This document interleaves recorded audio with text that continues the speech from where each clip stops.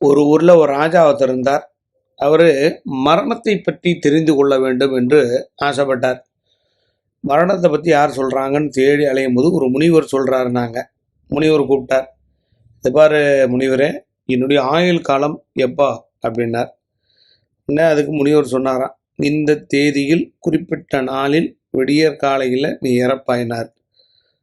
அப்படியா, நானே பார்த்துறேன் அப்படின்னு சொல்லிட்டு ஒரு பாம்பு கொத்தி நீ இறப்பாய் அப்படின்னு இருக்கு. உடனே ராஜா என்ன பண்ணான், ஃபுல்லாக அந்த குறிப்பிட்ட நாள் வரும்போது உள் கதவெல்லாம் மூடியாச்சு.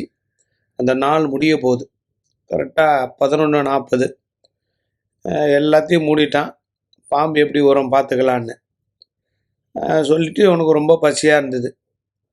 ஒரு ஆப்பிள் எடுத்து கடிக்கும்போது அதில் வந்து ஒரு வகையான வித்தியாசமான ஒரு நாகம் அவனை கொத்தி அவன் மரணத்தை கொண்டு போச்சான். விதி யாராலும் மாற்ற முடியாதுன்றதுக்கு இந்த கதை ஒரு உதாரணம்.